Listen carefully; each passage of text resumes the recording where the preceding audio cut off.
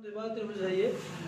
समद्विबाहु त्रिभुज में समद्विबाहु त्रिभुज कहते किसे हैं, मैं डिफिनेशन इसको बताता हूँ। समद्विबाहु त्रिभुज को अगर मैं संधि विच्छेद करूँ, अगर इसको ब्रेक करूँ तो कह लूँ कि समद्विबाहु त्रिभुज जो होता है वह तीन शब्दों से मिलकर बना है, जिसमें पहला है सम, दूसरा है द्वि और तीसरा है बाहु। सम का मतलब होता है बराबर और द्वि का मतलब होता है दो, तथा आगे आपका दिया है बाहु। बाहु मीन्स होता है भुजा, यानी वह त्रिभुज जिसकी दो भुजा क्या हो, आपस में बराबर हो, उसे कहते हैं समद्विबाहु त्रिभुज। यहाँ पर मैं स्ट्रक्चर एक त्रिभुज का आपका स्ट्रक्चर बना के रखा हूँ, यानी फिगर बना के रखा हूँ। यहाँ पर ए बी सी एक त्रिभुज है, जिसमें इनमें दो लेंथ की जो मेजर है आप लोग देख रहे होंगे कि 5 सेंटीमीटर मैं लिया हूँ और तीसरे का मैं 3 सेंटीमीटर लिया हूँ। तो यहाँ पर भी दो त्रिभुज यानी एक त्रिभुज की दो भुजा आपस में बराबर है, तो ये कौन सा त्रिभुज कहलाएगा, समद्विबाहु त्रिभुज। क्योंकि बताया ही गया है कि जिस त्रिभुज की दो भुजा बराबर होती है उसको हम समद्विबाहु त्रिभुज कहते हैं। ठीक, दूसरी बात इसके गुण की बात आती है, तो गुण की यानी प्रॉपर्टी की बात ये होती है जिस भी त्रिभुज के जो भी त्रिभुज की दो भुजा बराबर होगी उसके दो कोण आपस में बराबर होंगे, श्योर है। और वह जो त्रिभुज होगा वह त्रिभुज उसका नाम जो होता है वह समद्विबाहु त्रिभुज ही कहलाता है। सिंपल सी प्रॉपर्टी है, अगर जिसकी दो त्रिभुज किसी भी त्रिभुज को अगर दो भुजा बराबर हो जाती है तो उनके कोण भी आपस में दोनों बराबर। जैसे ये ए बी और ए सी दो भुजा इसकी बराबर थी, इसके द्वारा बना जो कोण होगा ए बी सी तथा बी सी ए, ये कोण भी आपस में क्या होंगे, बराबर होंगे। और जब इस प्रकार का कंडीशन कोई भी अगर त्रिभुज होल्ड करता है तो वो त्रिभुज क्या कहलाएगा, आपका समबाहु त्रिभुज कहलाएगा। ठीक, अब इस पे आपका प्रमेय दो प्रमेय है। दो प्रमेय में पहला प्रमेय ये कहता है, पहला प्रमेय इसका कहेगा कि यदि एक समद्विबाहु त्रिभुज की दो भुजा बराबर हो तो दिखाओ कि उनके जो सम्मुख कोण होते हैं वो भी आपस में क्या होने चाहिए, बराबर होने चाहिए। सम्मुख कोण भी आपस में बराबर होने चाहिए। ये है अगला प्रमेय आपका है कि अगर ये कोई एक आपका समबाहु त्रिभुज दे रखा है तो इसको बताइए कि जो इसके सम्मुख कोण है वो भी आपस में बराबर है। ये जरूरी नहीं है कि अगर कह दे कि समबाहु त्रिभुज फ्री है अलग से बताए कि इनकी दो भुजा बराबर है तो दिखाओ कि इनके दो सम्मुख कोण आपस में बराबर है।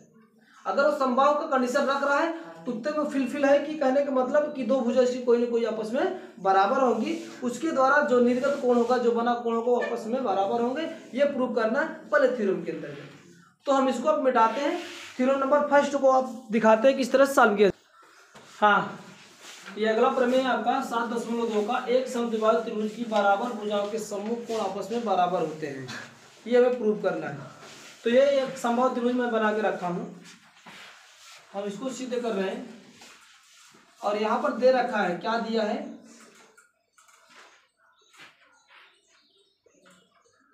दिया है इसकी दो भुजा बराबर है, यानी कहने का मतलब ये भुजा इस भुजा के बराबर है। तो दिया क्या है, ए बी बराबर ए सी की।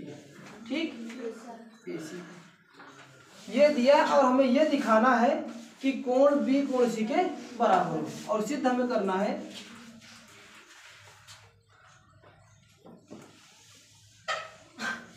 क्या सिद्ध करना है, कोण जो भी होगा कोण सी के बराबर।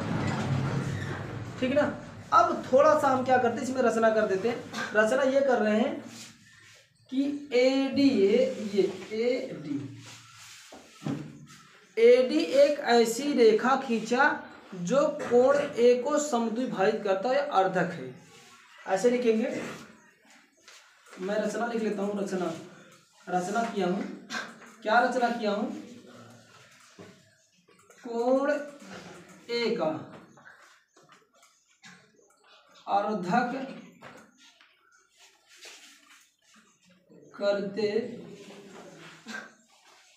करती हुई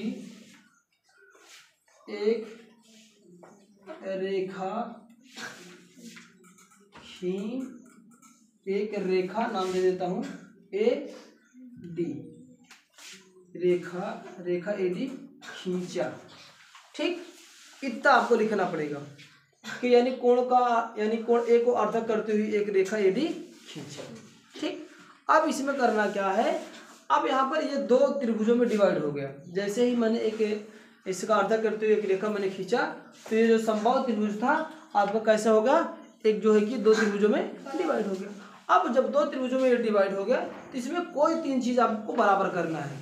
जैसे आप लोग यस यस यस या यस ए यस या ए यस यस कोई भी थ्योरम लगा के इसको प्रूव किए थे, तो इसी तरह से इसको भी आपको प्रूव करना है। तो दोनों त्रिभुजों को मुझे सर्वांग करना है, और सर्वांग जब कर लेंगे तो उसके प्रत्येक कोण प्रत्येक संगत कोण के बराबर हो जाएगा, और प्रत्येक भुजा प्रत्येक संगत भुजा के बराबर हो जाएगा। तो हमें इसको किसी भी हाल में करके दोनों को सर्वांग सम दिखाना है। तो हम कर क्या लेते हैं, यहाँ पे लिखेंगे त्रिभुज ए, देखो तो त्रिभुज ए डी बी तथा दूसरा कौन त्रिभुज है ए डी सी। इतना तो बात समझ में आई। ये तो दिया है ए बी बराबर ए सी का, इसको मैं लिख लेता हूँ ए सी बराबर ए बी के, क्योंकि ये दिया ही था, है ना। दूसरी बात क्या थी, दूसरी ये रचना मैंने किया, क्या रचना किया, रचना ये किया कि कोण का अर्धक करती हुई एक एडी रेखा खींचा।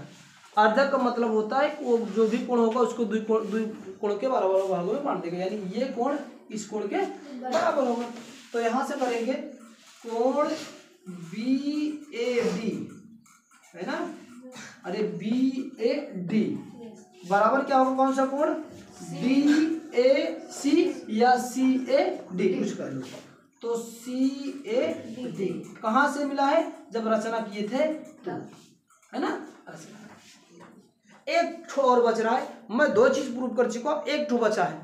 एक आपको यहाँ पर देखोगे कि जब ये रचना मैंने किया था एडी, तो ये एडी जो भुजा है इस वाले भी त्रिभुज में आ रही है और इस वाले भी त्रिभुज में, कहने का मतलब उभयनिष्ठ कॉमन लाइन है ना।